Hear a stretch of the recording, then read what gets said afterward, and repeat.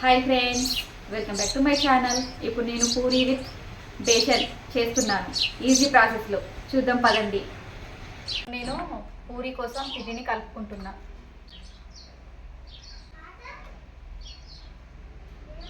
దానికోసం 1 గ్లాస్ గోధుమ పిండి తీసుకొని జల్లించుకోవాలి. ఇలా జల్లించుకోవడం వలన చెత్త అనేది రాకుండా ఉంటుంది. పావు గ్లాస్ మైదా పిండి తీసుకొని ఇలా గ్లాస్తో పట్టుకోవడం వలన పిండి కింద పడకుండా ఉంటుంది. ఇలా పిండి మొత్తాన్ని జల్లించుకోవాలి.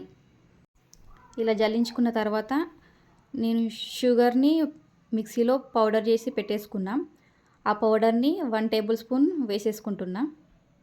షుగర్ వేయడం వలన గోల్డెన్ కలర్లో వస్తాయి. పిండికి సరిపడంత 1 టేబుల్ స్పూన్ సాల్ట్ వేసేసుకుంటున్నా. ఇక్కడ నేను 2 టేబుల్ స్పూన్ రవ్వ వేసుకుంటున్నా. రవ్వ వేసుకోవడం వలన పూరీలు అనేది పొంగుతూ వస్తాయి. రవ్వను 2 టేబుల్ స్పూన్ యాడ్ చేసేసుకోవాలి. రవ్వ వేసిన తర్వాత ఇలా కలుపుకోవాలి. నేను ఆయిల్ని హీట్ చేసి పక్కకు పెట్టేసుకున్నాను. వేడి ఆయిల్ను 1 టేబుల్ స్పూన్ వేసేసుకోవాలి. ఇలా వేడి ఆయిల్ వేయడం వలన పూరీలు చాలా మెత్తగా వస్తాయి. ఇలా ముద్దలా వచ్చేలాగా కలుపుకోవాలి. ఇలా వాటర్ను వేసుకుంటూ పిండిని కలుపుకోవాలి. ఇవి నార్మల్ వాటరేనండి, హాట్ వాటర్ అయితే కాదు. నా వీడియోస్ నచ్చినట్లయితే నా ఛానల్ని సబ్స్క్రైబ్ చేసుకోండి. లైక్ చేయండి, షేర్ చేయండి, కామెంట్ చేయండి.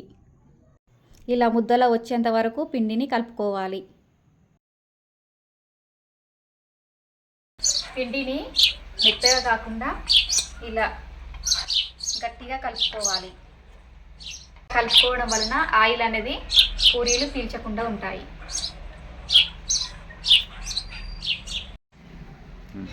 ఇట్లా మూత పెట్టి 1/2 అవర్ సేపు పక్కకు ఉంచుకోవాలి. 1/2 అవర్ అయిన తర్వాత ఇలా మూత తీసి మళ్ళీ 5 నిమిషాలు కలుపుకోవాలి. ఇలా కలుపుకున్న తర్వాత ఉండలుగా చేసేసుకోవాలి. ఇలా పిండిని మొత్తాన్ని ఉండలుగా చేసేసుకోవాలి. ఇలా పూరీలను చేసుకోవడం వలన పూరీలు చాలా మెత్తగా పొంగుతూ చాలా టేస్టీగా ఉంటాయి. ఇలా పూరీలను ఆయిల్ అద్దుకుంటూ తాల్చుకోవాలి. పూరీలను పొడిపిండి వేసి కూడా తాల్చుకోవచ్చు, కానీ పూరీలను ఆయిల్లో వేసేటప్పుడు పిండి అంతా ఆయిల్లో పడుతుంది. కాబట్టి ఆయిల్తో చేసుకుంటే చాలా మంచిగా ఉంటాయి. ఇలా ఆయిల్ని అప్లై చేస్తూ పూరీలను తాల్చుకోవాలి. ఇలా పూరి పిండిని మొత్తం ఇలాగే తాల్చేసుకోవాలి. తర్వాత ఒక స్టవ్ వెలిగించి ఇందాక నేను వేడి చేసుకున్న ఆయిల్ అండి, పూరి పిండిలో వేసేసాను కదా, అదే ఆయిల్లో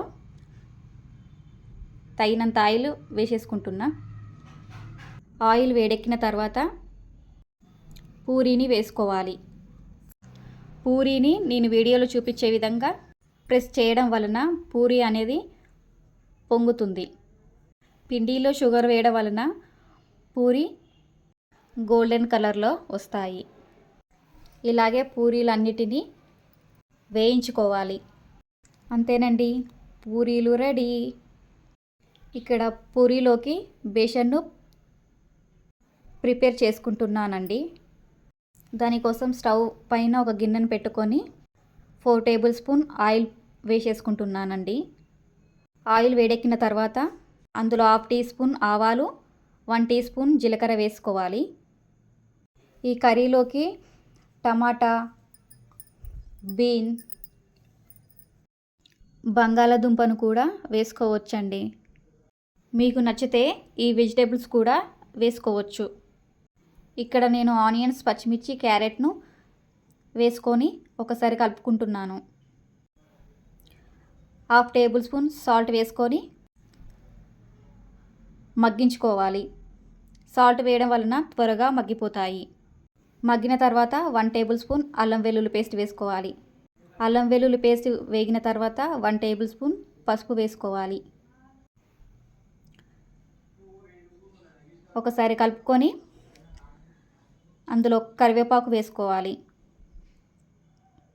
పుదీనా వేసుకోవాలి, కొత్తిమీర వేసుకోవాలి. వేసుకొని ఒకసారి కలిపి ఇవి మగ్గేంత వరకు మూత పెట్టి మగ్గించుకోవాలి. ఇవి మగ్గిన తర్వాత మూత తీసి అందులో 1 టేబుల్ స్పూన్ సాల్ట్ వేసేసుకోవాలి. సాల్ట్ వేసుకున్న తర్వాత ఒకసారి కలుపుకొని అందులో 2 గ్లాసెస్ వాటర్ను వేసేసుకోవాలి.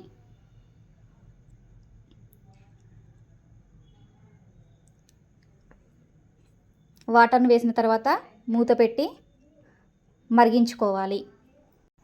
ఇక్కడ 4 టేబుల్ స్పూన్ శనగపిండి తీసుకొని వాటర్ పోసి నేను వీడియోలో చూపించే విధంగా కలుపుకోవాలి. ఇలా కలుపుకోవడం వలన ఉండలు కట్టకుండా ఉంటుంది. ఇలా కలిపేసి పక్కకుంచుకోవాలి. ఎసరు మరిగిన తర్వాత మూత తీసి ఇందాక కలిపి పెట్టిన శనగపిండిని ఇందులో వేసేసుకోవాలి. ఒకసారి కలుపుకొని మూత పెట్టి 10 నిమిషాల సేపు ఉడికించుకోవాలి. ఇలా 10 నిమిషాలు ఉడికిన తర్వాత మూత తీసి కొత్తిమీర వేసి మూత పెట్టేయాలి. మూత పెట్టేసిన వెంటనే స్టవ్ బంద్ చేసుకోవాలి. ఇక్కడ ఒక నిమ్మకాయని తీసుకొని కట్ చేసుకుంటున్నాను. నిమ్మకాయను కట్ చేసిన తర్వాత గింజలు లేకుండా తీసేసుకోవాలి. అలా స్పూన్ ద్వారా రసాన్ని తీసుకోవడం వలన గింజలు అనేది కర్రీలో పడకుండా ఉంటాయి. నిమ్మకాయ వేసుకోవడం వలన బేషన్ చాలా టేస్టీగా ఉంటుంది. పూరీ కాంబినేషన్లో బేషన్ చాలా టేస్టీగా ఉంటుంది. ఒకసారి ట్రై చేసి ఎలా వచ్చిందో నా కామెంట్స్ చేసి చెప్పండి. Puri basin ready.